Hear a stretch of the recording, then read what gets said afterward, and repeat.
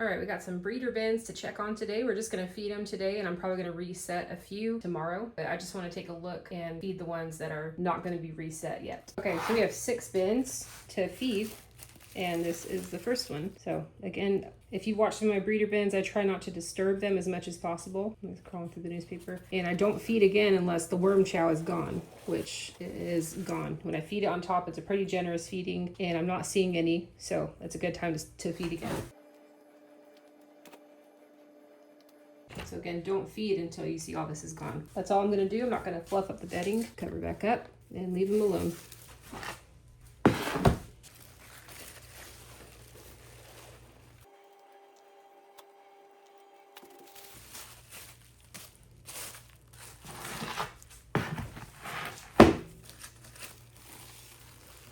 Wow, on this one you can see how they're even starting to eat through this newspaper, though. I'll just do my best to, actually I'm not even gonna peel it back. I'm just gonna feed right on top of it. Okay, for whatever reason, they've eaten through most of this newspaper. I'm gonna put this new one on. Okay, that's number 3. Number 4, there's always at least one worm hanging out on the top.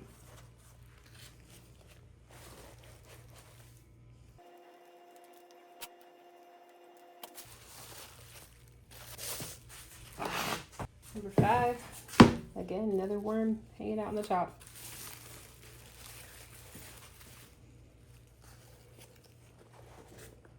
This is looking awesome. Actually 2 worms reproducing right here when their clitellums are linked up like this. They're hermaphrodites, and they both leave with a cocoon, which is so cool. Oops, it's kind of a lot right there. Okay, that's number 5. This one is number 6, and this is actually the electric compost experiment I'm doing. So I haven't checked this. We'll see. I hope they're doing okay.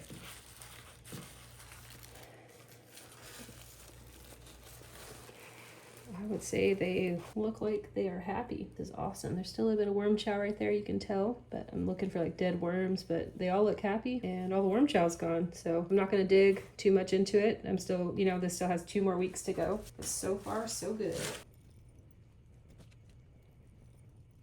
All right, and put it away. Remember, these breeder bins, you want to make them moist enough to where you're not disturbing them or adding moisture. You just feed them. When the food's gone, you feed them. All right, this is one of the ones we need to reset, and I'm not going to feed it because I need to reset it. But look, they're eating through this newspaper. It's a good sign. I'm going to go ahead and pull this back.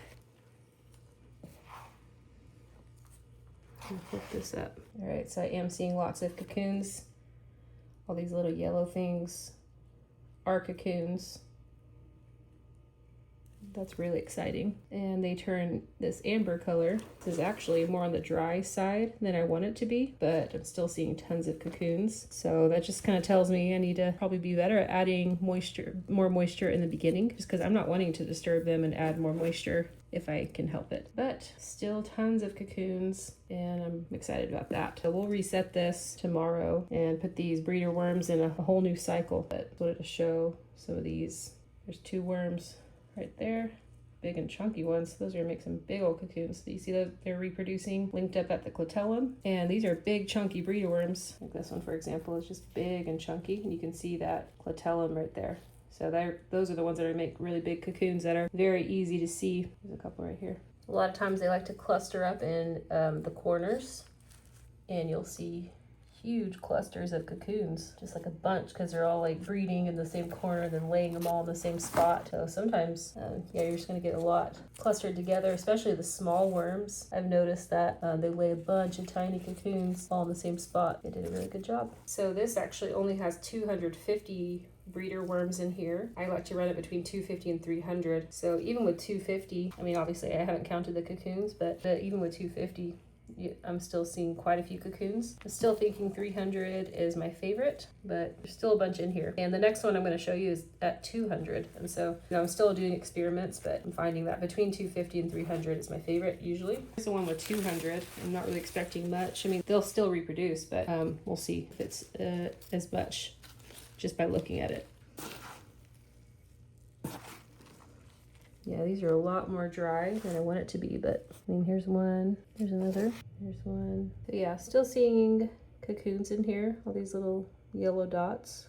But again, this moisture is, not happy with this moisture actually. I should have been better at checking it, and I like to do it in the beginning and hopefully I mean, this is actually really good to sift, I guess, but look at this moisture. There's some in it, but it kind of falls apart a little too easy. It's not holding together as much as I want it to. So that's something to be looking for, is you're wanting it to be as wet as possible. Man, this one's about to pop. I feel like it's gonna lay a cocoon any second. But yeah, you want it to be as moist as possible with no standing water. But again, you know, sometimes it's going to happen. Just depends on the airflow and the temperature and how much moisture you put in the beginning. So just keep you know, like I've been doing this for months, and usually I'm pretty good at keeping it, you know, like eyeballing it and keeping it pretty moist to know it'll last 21 days. But you know, different things can play different factors, so just know that you can keep practicing and get the hang of it. But yeah, there still are some cocoons in here, so I don't know if it's a fair assumption that 200 worms is worse because of the moisture level. But yeah, always experimenting.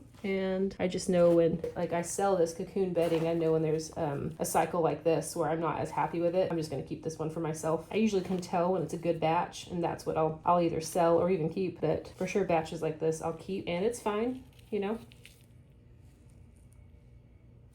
But I am probably going to add another 100 worms, because this was 200 and I want to hit that 300 mark. So we're going to put this away. We're going to harvest this tomorrow, reset it, and we'll do it all over again.